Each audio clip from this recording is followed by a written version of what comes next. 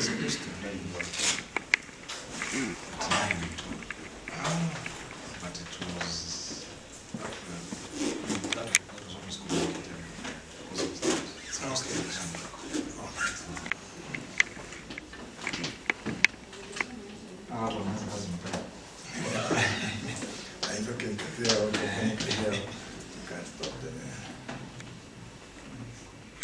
So you told me that it's coming. Yes, it's coming. He's around.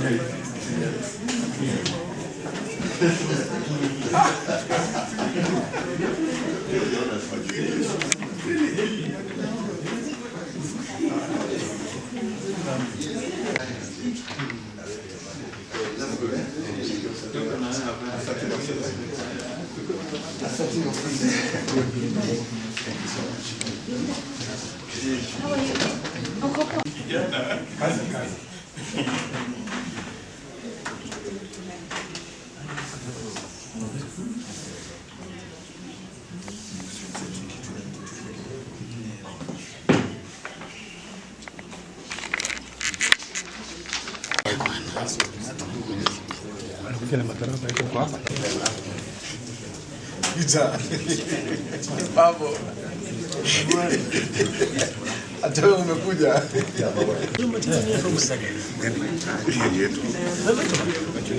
Yeye sex secret. Just a second. Let him cut us out. Okay. Abubakar. Let him No, just talking about something. Oh. I'm not against We are like scissors.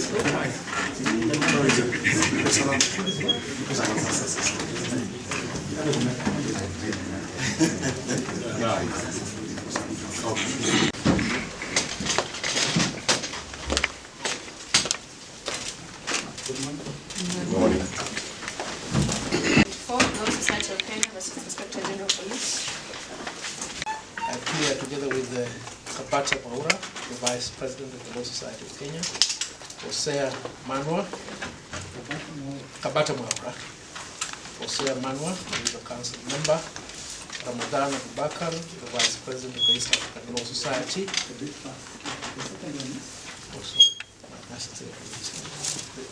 The second one is Hosea Manwa,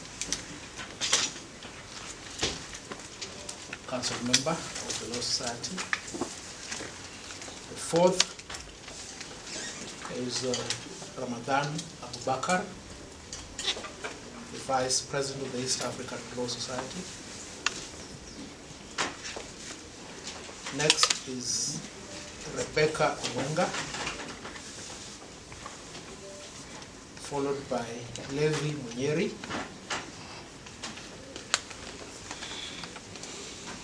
Then Ms. Leila Hassan.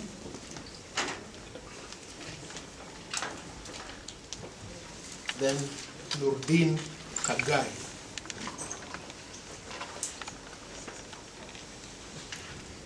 Then Crispin Migele.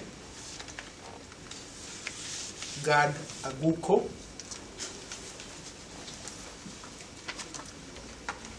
Nyabira Hargreaves. Perhaps you just say Nyabira Hake. And then Mwalimu Evans Okada.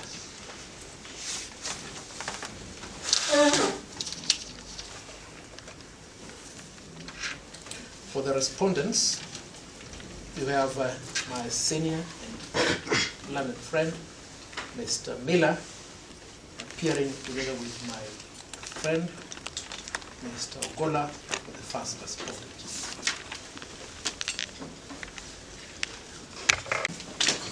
For Mr.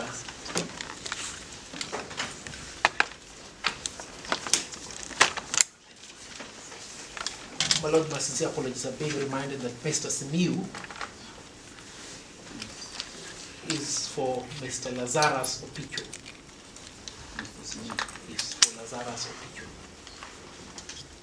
So, my Lord, I was indicating we are here for two issues. One is for Mr. Lazarus Opicho to respond to the summon given to him by the court on the 9th of September. I've seen him in court. Then secondly, after we are through with Mr. Opicho, my Lord, we are here to receive the ruling in respect to the sentencing of the Acting Inspector General of the National Police Service, Mr. Gilbert Masengeli. I believe that is what brought us today in court.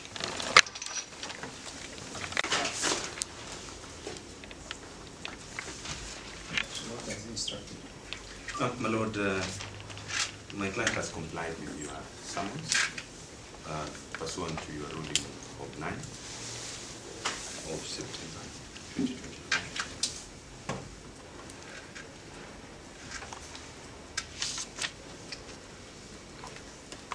My Lord, I'm instructed to inform the court that my client indeed communicated with the officers as alluded in the ruling.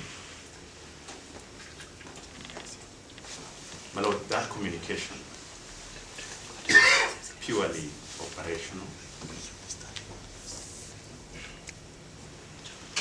to ensure, my Lord, that those officers serve you in the best way possible.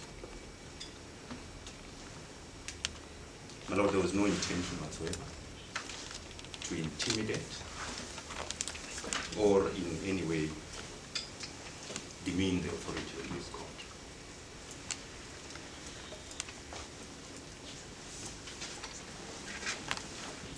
My Lord, if the call was misunderstood, my client apologizes for the misunderstanding, but the intention still remains clear-cut.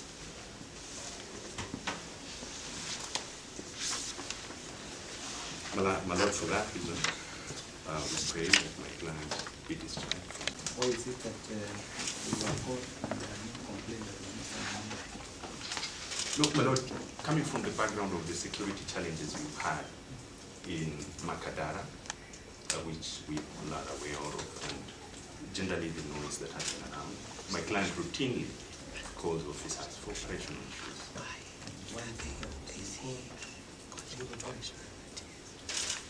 trying to establish, and I trying to find out exactly what was the nature of the communication. Yes. And he told me that all he wanted was to know my whereabouts. Mr. Picho, he has my number, he knows. Why can't he just call me directly? Yeah, my Lord, Establish my whereabouts. that's why my Lord, I said it was... Mr. Picho, why didn't you call me directly? You have my number. Thank you so much, my Lord. First and foremost, I want to really... So was there anything that you were trying to find out about him? Unfortunately, my Lord, I want to assure this court, I've worked with you, I'm the founder of GPU, I've worked with all of you very well, and indeed you can confirm that I've never had any issue with any person. You confirm that, but Very unfortunate, Your Lordship, I'm sorry, that will not be repeated again. I will accept your apology because Thank you so much. I think that is not right. So, Thank you, sir. particularly when you call officers who are in charge of security and you try to find out from them keep that to yourself. You don't tell me anything. Thank you, sir. I really have to find out from them much later that you can call him to establish it. And it's not just one, you call both of them at different times. Thank you, sir. So that worried me. I'm sorry, sir. All right, I will accept your apology, and Yes, sir. I hope next time that you'll be able to communicate better. If you have any issues, I know you are in charge of security, but I think this is what the problem is. But I don't think it is right. If you have to call them on their own issues as police officer, that is okay. But when you Thank you, sir. take it to the point of you want to know exactly where I am, and not from one officer, but both of them, True, sir. and they were in separate locations that time. They were not there. They were not at the same place. There's 200 on leave, sir. You're If right. you did not get the information you wanted, then you call the other. So I was concerned that why would you be so much concerned about the whereabouts from the two officers? I'm sorry, You sir. are not calling me directly. I'm sorry, sir. What is it that you are looking for? Which you could not ask me. I'll I endeavor would to have serve. told you that I'm in Nairobi, I'm in my rural home. So that whatever happens, happens. But I hope there is nothing that will happen. Anyway, thank you. Thank you, sir. And I'll endeavor to serve you well. Yes, yes, yes. Thank you.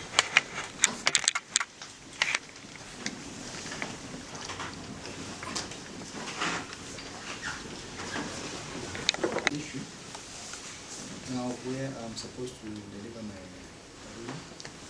ruling, my sentence, and the first one.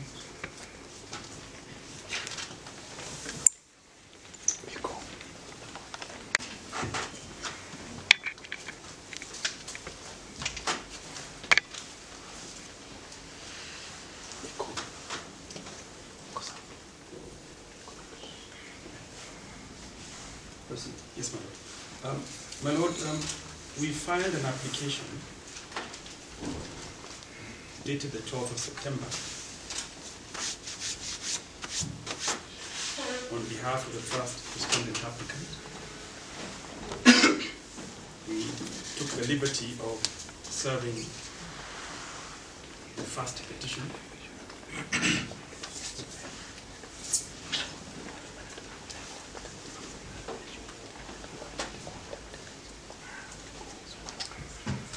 My Lord, without going into the merits of the application, the said application seeks, on the basis of the fact that between conviction and sentencing,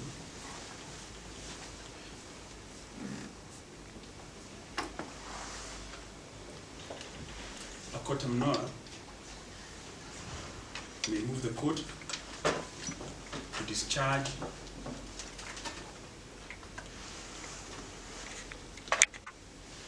the conviction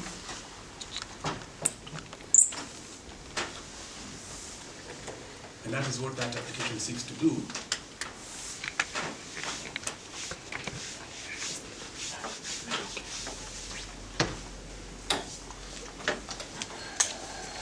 My Lord, our humble view and plea is that this court gives directions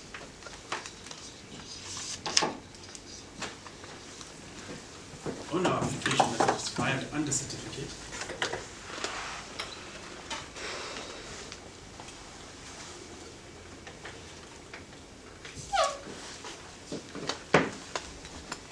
and thereafter, once directions are given, keeping in mind, my Lord, that I believe there's an application of the petitioners that has not yet been heard.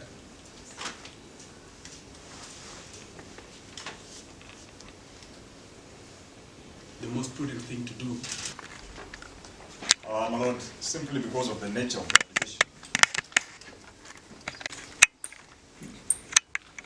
have the decision finding the first respondent in contempt of court to be reconsidered, my Lord.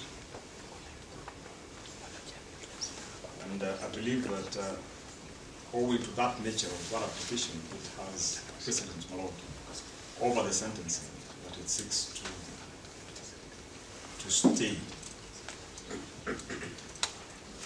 So, Lord, in terms of the hearing calendar, I propose that we deal with that application now that it is before court, before we take directions the issue of sentencing law, because it may affect the issue of sentencing law. With the application by the first respondent.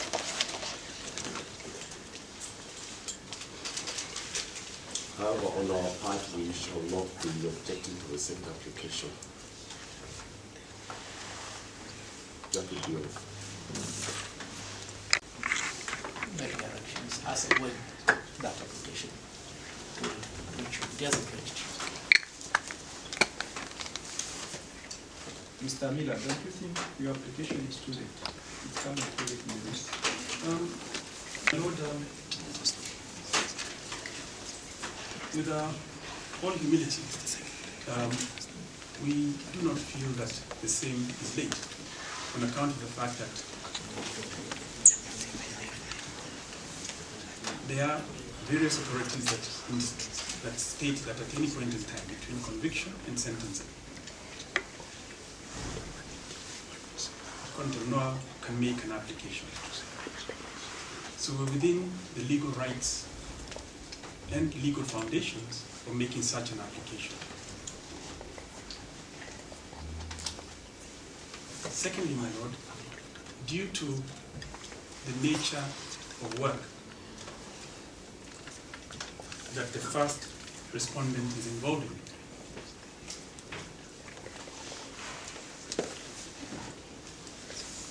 getting to be able to get instructions adequately and on time has been a challenge, but the same should not be used against him, because what has kept him very busy are issues of national security. You may be forced to write a ruling, yet you are not supposed to write a ruling on what my learned senior is dealing with, and that's why Now that he is before the court, let him get out. Matters of national security in particular, without delving into the application. The affidavit in support of that application outlines the challenges he's been facing. So, with all humility, my Lord, with your kind permission, if I can just address the court. Most of it. This is the rule of sentence. I'll start with a brief background of the present content of court proceedings. On the 23rd of August 2024, the first petitioner approached this court via a notice of motion application under Secretary of Agency, alleging the abduction or arrest of the second to the fourth petitioners on the 19th of August 2024 by persons who had introduced themselves as police officers. They were taken, were then kept in undisclosed locations after the incident. The court issued ex parte orders in the first instance as follows. 1. That pending the hearing and termination of this application inter partes and only is hereby issued, directing the respondents to immediately disclose the whereabouts of the second to the fourth petitioners to the first petitioner. That pending the application, the hearing and the termination of this application inter partes and only is hereby issued, directing the second respondents to immediately release or produce the second to fourth petitioners before any court of competent jurisdiction to make such requests as may be appropriate to uphold the rights and fundamental freedoms of the second to the fourth petitioners. 4. That the matter was then fixed for mention on Monday the 26th of August 2024 at 10 a.m. to confirm compliance. During the virtual session held on 26th of August 2024, only the advocate for the petitioners, Ms. Omanga, appeared. She informed the court that the orders made on 23rd of August 2024 were duly served, as was evidenced by the affidavit of service. However, there was neither appearance by any of the respondents or responses to the habeas corpus application. There had been no compliance with the orders either. That necessitated the court to write responders in which it directed that pending the institution of the charges, if any, the court now directs the unconditional release of the second to fourth petitioners by the first respondent. Number 2, that physical service of the order be effected by close of business that day. And number 3, that summons to issue to the first respondent to appear in court on the next mention to explain why the habeas corpus issued by the court were not complied with. The matter was fixed for the 9th of September 2024. On the morning of the 9th of September 2024, the Attorney General, the DPP, and the Director of Public and the Director of National Intelligence Service, the Inspector General of Police, and the Director of Criminal Investigations appeared through counsel. None of them had filed a response to the application, and the orders of the 23rd of August are not being complied with. The Inspector General of Police, who the court had summoned, did not turn up either. The court postponed the matter to 3 p.m. for physical attendance of the Inspector General to explain why the habeas corpus orders were there untrue. The afternoon came and passed. The Inspector General of Police did not attend. The court was informed that he was out of office on official business, with the nature of business being revealed to be a workshop he was attending in Mombasa on budgeting that particular morning. In the afternoon, the court was told that he was engaged in security operational duties in Costa Rica. The matter was rescheduled to 5th of September 2024 at 10 a.m. as the court was keen to establish why the habeas corpus orders could not be executed in respect to the production before the court or the release of the second and fourth petitioners. Ms. Mwangi, who appeared for the Inspector General, explained as follows when pressed to explain the apparent persistent disregard of the court summons by the Inspector General of Police. The Inspector General of Police has not said he is not coming. He is requesting for another date because it is our position that the second to fourth petitioners are not with the police. The Inspector General of Police is requesting another date to appear because we had thought his officers would explain.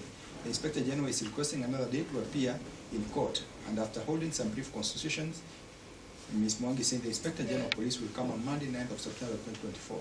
The officers of the Inspector General of Police are here and have confirmed his availability on Monday, considering his work and duties, end of quote. The court, after this brief session, fixed the matter to 3 p.m. on the same day. Despite the court convening, the Inspector General did not show up. The court finally and reluctantly agreed to give the final opportunity to the Inspector General of Police to attend court, coinciding with the date that the counsel for the Inspector General would be available. This was after she had made some brief consultations. The date was Monday, the 9th of September 2024. On that day, the court distressingly wrote, and I quote, "The stream of reasons and excuses by the Inspector General of Police are definitely bound to run out. To proceed at this juncture and history make a finding of contempt of court may be seen as premature in a grave matter of contempt of court, which is a form of criminal sanction, being an offense against the administration of justice. Our constitution requires a high threshold of criminal matters. Reluctantly, the reasons for non-attendance today must be considered. It is thus necessary that I postpone these proceedings to Monday, the 9th of September 2024. The Inspector General, having earlier indicated his availability on this particular day, should have no further excuse but to comply and attend the court physically at 10 a.m. so that the court can put this matter to an end. Due to the persistent non-compliance with both the court summons as well as failure to comply with the orders of 23rd of August 2024, the court opined that it was a case of contemptuous conduct that the Inspector General needed to punch even as he set the date for the 9th of September 2024. That date came and passed through. The Inspector General did not turn up, but he made a last-minute attempt and sent his Deputy Inspector General in charge of Kenya Police to appear on his behalf. The court rejected the arrangement, noting that the open defiance of the court summons had metamorphosed to contemptuous conduct and was now a personal matter that had to be directly and specifically addressed by the person summoned. Following the failure to attend court or comply with the order of 29th of August 2023, the court entered a finding of guilty for contempt of court against the Acting Inspector General of Police on the 9th of September 2024 and deferred the sentence to Friday, the 13th of September 2024. The sentence. As part of considering this matter from a constitutional perspective, the preamble to the Constitution reflects the commitment of the people of Kenya to attain a number of aspirations. One of them is statement number 6 of the preamble, which states as follows: recognizing the aspirations of all Kenyans for a government based on essential values of human rights, equality, freedom, democracy, social justice, and the rule of law. The Constitution under Article 2, Sub-Article 1, proclaims itself as the supreme law of the land that binds all persons and all state organs. Article 3 obligates every person to respect, uphold, and defend the Constitution. It matters not whether they are mighty or low. The Constitution further proceeds to specify the national values and principles of national governance that bind all state organs and all persons whenever they make and implement public policy decisions, enact laws, and interpret. Among those values and principles are that contained in Article 10(2)(b), which as human rights, the rule of law, among others, whereas Article 10(2)(c) are the principle of accountability. In matters of national security, Article 238 provides that the principles we shall apply and include the following: that national security is subject to the authority of the Constitution, and the national security shall be pursued in compliance with the law and with utmost respect for the rule of law, democracy, human rights, and fundamental freedoms. The rule of law principle is thus a common thread that the Constitution every demands in almost every function to ensure that every person is held accountable to the law. It ensures that equality of all before the law and it prevents arbitrariness. The task of the court is to ensure there is a fair balance by applying the law when disputes arise either between the state and its citizens, or between citizens themselves, or between state organs or agencies. Neither a state organ or its officers or individual is above the reach of the law, as the Constitution in Article 2, Sub-Article 1 declares. The power of the court to adjudicate disputes according to the law is a delegation by the people pursuant to Article 159, which states that judicial authority is derived from the people and vested in and shall be exercised by courts and tribunals established by under the Constitution. The power is exercised subject only to the Constitution and the law, and is not subject to the control or direction of any person or authority by Article 16. The following excerpt from the South African Constitutional Court in the case of Secretary of Judicial Commission of Inquiry into allegations of state capture, corruption, and fraud in public sector, including organs of state by Zuma and others, sums up the position of court orders in a constitutional democracy. The court held, orders and decisions issued by a court bind all persons to whom and the organs of state to which they apply, and no person or organ of the state may interfere in any manner with the function of the courts. It follows from this that disobedience towards court orders or decisions risks rendering our courts impotent and judicial authority a mere mockery. The effectiveness of court orders or decisions is substantially determined by assurance that they will be enforced by all and sundry, including organs of state. In doing so, courts are not only giving effect to the rights of the successful litigant, but also, and more importantly, by acting as guardians of the Constitution, asserting their authority in public interest. End of quote. In the civil application, Dr. Fred Matiang'i, the Cabinet Secretary, Minister of Interior and Coordination of National Government versus Miguna and 4 others, the Court of Appeal, affirming the power to punish for contempt, held as follows. When courts issue orders, they do so not as suggestions or pleas to the persons at whom they are directed. Court orders issued ex cathedra are compulsive, peremptory, and expressly binding. It is not for any party, be he high or low, weak or mighty, and white, regardless of his status, or studying the society, to decide whether or not to obey, to choose which to obey, and which to ignore, or to negotiate the manner of his compliance.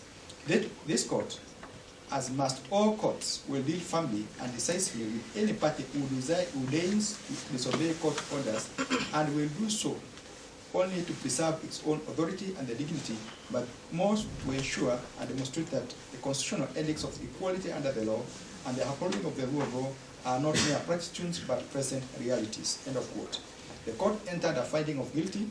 This court entered a finding of guilty on the 9th of September 2024 after all efforts afforded to the contemptor to punish the contempt were ignored. This was to ensure its authority and dignity, which it is exercised on behalf of the public, does not get annihilated, leading to a situation of impunity and anarchy. The Supreme Court, in Viviga and 5 others versus Kiriko Tea Factory Company Limited, acknowledged that courts have inherent power to punish for contempt, to vindicate their authority, besides pinpointing the source of authority of Kenyan courts to punish for contempt after declaration of unconstitutionality of the Contempt of Act 2016. The court stated, and I quote, courts possess the inherent power to enforce compliance with their lawful orders through sanctions imposed through contempt of court. We note that the Contempt of Court Act, having been declared unconstitutional in Kenya, Human Rights Commission versus Attorney General and another, 2018 EKR, on November 9, 2018, the instructive provision remains Section 5, Subsection 1 of the Judicature Act, which grants the High Court and the Court of Appeal the power to punish for contempt. It provides the High Court and the Court of Appeal shall have the same power to punish for contempt of court as for the time being possessed by the High Court of Justice in England, and that power shall extend to upholding the authority and the dignity of subordinate courts. End of quote. Today, this court is required to pass sentence for contempt of court. The principles to be considered in determining an effective sentence in a contempt of court matter were considered by the South African Constitutional Court in Jacob Zuma case, where the court discussed the coercive versus punitive order and explained the difference between the two approaches as follows. There is a distinction between coercive and punitive orders, which differences are marked and important. A coercive order gives the respondent the opportunity to avoid imprisonment by complying with the original order and desisting from the offensive conduct. Such an order is meant primarily to ensure the effectiveness of the original order by bringing about compliance. A final characteristic is that it only incidentally vindicates the authority of the court that has been disobeyed. Conversely, the following are the characteristics of a punitive order. A sentence of imprisonment cannot be avoided by any action on the part of the respondent to comply with the original order. The sentence is unsuspended. It is related both to the seriousness of the default and the contumacy of the respondent, and the order is influenced by the need to assert the authority and the dignity of the court to set an example to others, end of quote. The court then went ahead and found that the conduct of the contempt Mr. Zuma and made it undesirable to benefit from coercive order, reasoning as follows. A coercive order would be both futile and inappropriate in these circumstances. Coercive cometo, through a suspended sentence, uses threat of imprisonment to compel compliance. Yet, it is incontrovertible that Mr. Zuma has no intention of attending the commission, having repeatedly reiterated that he would rather be committed to imprisonment than cooperate with the commission or comply with the order of this court. Accordingly, a suspended sentence, being a coercive order, would yield nothing, end of quote. Opportunity to punch the content to the extent that attending a workshop in Mombasa was more important than obeying a court summons intended to seek an explanation of the whereabouts of the second land petitioners, last seen on the 19th of August 2024, the date of alleged abduction. Nevertheless, I took note that on the last date, the contemner attempted to bring in his deputy to explain the position with regard to the summons. The deliberate defiance of court orders brings impunity, particularly when it is done by those entrusted with public power, as it is inconsistent with the purposes and the objects of the Constitution. In passing this sentence, I am conscious that it is directed to the highest ranked police officer in this country. He is still in office. That might pose a challenge in the enforcement of the order, since in police service, seniority is highly regarded. That, however, cannot deter me from pursuing and standing firm in the defense of the aspirations of Kenyan people who desired at the time of enacting this constitution to have a country that is governed by adherence to the rule of law. Part of the oath of office that I took as a judge states as follows: I will at all times, and to the best of my knowledge and ability, protect, administer, and defend this constitution with a view to upholding the dignity and the respect for the judiciary and the judicial system of Kenya, end of quote. The constitution of this country is supreme, and Article 2.1 reiterates that by stating that it binds all persons and all state organs. No man or state organ or authority is above the Constitution. The Constitution command through this court is that I uphold the rule of law by protecting the integrity of the judicial system. The significance of this sentence today is to vindicate the cherished principle of the rule of law in our constitutional democracy by restoring the dignity and the authority of this court in public interest. Borrowing from the South African Constitutional Division, the contemner shall serve sentence as follows. The contemner, Mr. Gilbert Masengeli, is sentenced to 6 months imprisonment. Mr. Masengeli is ordered to submit himself to the Commissioner General of Kenya Prisons to ensure that he is to be committed to a prison facility to commence serving sentence of the imprisonment imposed. In the event that he does not submit himself to the Commissioner General of Prison Service as ordered, the Cabinet Secretary for the National Interior must take all steps that are necessary and permissible in law to ensure Mr. Gilbert Masengeli is committed to prison to commence serving the sentence imposed on him. The court, nevertheless, finds it desirable to impose this sentence as a coercive order as opposed to a punitive order. In that regard, Mr. Masengeli may avoid serving this sentence, and therefore, in that regard, the court shall suspend this sentence for 7 days only. The acting Inspector General of Police can redeem himself and comply by availing himself before this court in person to answer to the issues he has been avoiding in default. The sentence shall automatically become effective. Thank you. As you're aware, the last 3 weeks we've been before these corridors seeking justice for 3 individuals who are Kenyan citizens who were abducted by police officers. Today marks the last day for the sentencing of the Inspector General of Police for 6 months for failing for 7 occasions to comply with court orders. We are happy that the court has sentenced him because that is what the law provides. The court has also instructed the Commissioner of Prisons to present himself to the Commissioner of Prisoners for the purpose of serving a sentence after 7 days. He has a chance within the 7 days to proceed and redeem himself by doing the necessary and coming back to court and complying with those court orders. After the lapse of those 7 days, he will start serving his sentence. The CS Interior has also been directed to ensure that that order is complied with if he doesn't present himself at the time. It is a good day for the rule of law. We applaud the court for holding him in contempt. He was convicted last week. He has been sentenced today. It is a win for the rule of law, and as the Law Society of Kenya, we are proud that this case will set a precedent for all public officers who hold those offices on behalf of the Kenyan people, that they have a duty to comply with court orders. I invite the Vice President of the Law Society. Today marks a very special day in what we call rule of law and good governance. It is against a very bizarre background of 3 missing Kenyans who were abducted and unlawfully detained by the police officer stationed at Kitengela police station and later on through various clandestine hideouts. We are not very sure at this particular moment about the safety, about the well-being of the 3 Kenyans, both Njagi, Jamil and Aslam Longton. But today the court has given a new breath of life into our suit. We still are pursuing to get to the bottom of where the 3 Kenyans are, and we are still hopeful that we will find them alive. But of course we also have to be prepared with a mindset for an alternative. Today the court has directed a very strong indication that it will not be business as usual.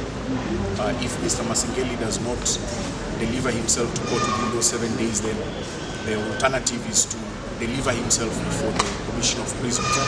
And the prison that is nearest from here is industrial area prison. I do not think it will take him a long time to get there. But it also is an encouragement to those who pursue justice within the court, and it emphasizes and strengthens the public trust within our courts.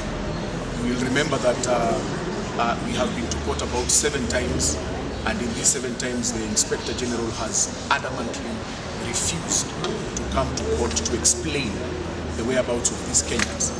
The Inspector General, in fact the Acting Inspector General, may have a very skewed memory, because it is only 2 months ago that his predecessor left office amidst public outroar. And it is at this moment that you have to reflect that it is not a national police force, it is a service. And the service is to the people of Kenya. So that if you fail and you abdicate into that constitutional obligation, and I speak with a lot of authority right now that we will not stop here. This journey has just begun. Mr. Masengeli will be a lesson to public officers who continue to defile and abuse the offices that have been given to them by the Kenyan people. And the Kenyan people are saying they need a new system of governance, they need accountability, and they need openness in how we are dealing with those who have been entrusted with these responsibilities. The Law Society of Kenya is actively going to be engaged to ensure that we have a space where a democracy, where difference in thought, where differences in what we believe in are allowed to take center stage without having the necessary executive fiat of instilling fear, maiming, killing, or thereabouts. So we say to you, also the members of the media, please, you have a responsibility to report accurately, to report what is happening. The sensational reporting may not sometimes be what we are looking into, and we understand the lines that you operate with, and we thank you for your continued boldness in covering and reporting what the Law Society is doing and what even the courts are doing. So the other part of our strategy is for now an internal plan. We may not wish to divulge it right now, but we assure the Kenyan people that all those who are vested with public authority must, I'm tempted to say shall, but must obey the Constitution of Kenya and the laws that have put them there. So I end at that. We will be back on Thursday before Justice Chachabwita, and from there we can take further directions. But as of now, we are extremely strengthened. Our resolve is not shaken. We are going to move forward, and we are going to make Kenya work for everyone, not just those in authority, but all Kenyans. Thank you so much. Yes.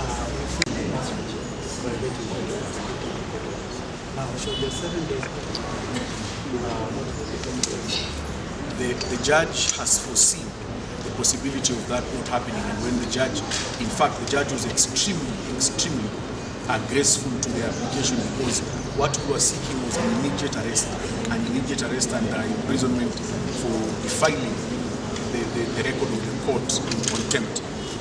In the alternative, if he does not present himself to court in the 7 days, two things will happen. He has been requested by the court, not even requested, directed by the court, that he should present himself to the Commissioner of Prison Services. And I believe, in fact, I was wrong. The Commissioner is just right here. The prison officers are just right at the corner. But in the alternative that he also does not present himself, then the Cabinet Secretary in charge of Interior, who is also a member of the Law Society, I have to insist, is directed to make steps to ensure that Mr. Masengeli is arrested and presented to a detention facility so that he can enjoy and cool his nerves in the 6 months that the court has directed.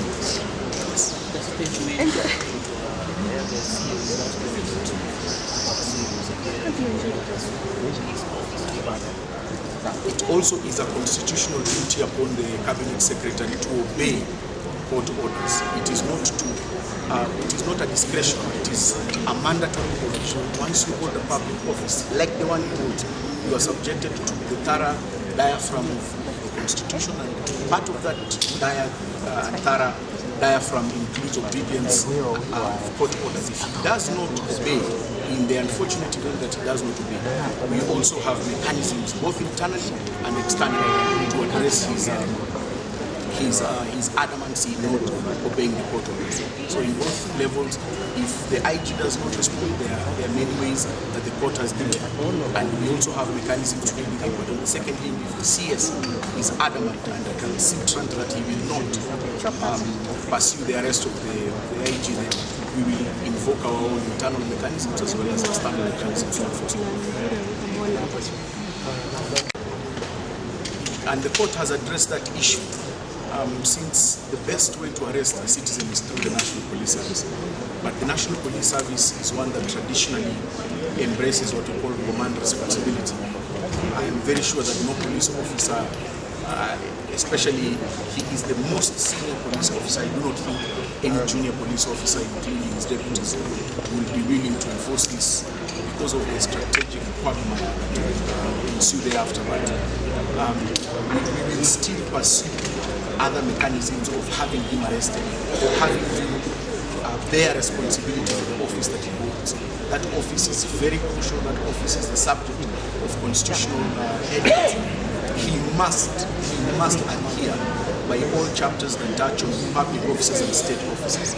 So if in the alternative all these don't work, there are still other mechanisms to pursue. You know, Waswahili wanasema siku ya nyani kufa mti yote uteleza. Yeah. So we are at the moment where miti now uteleza.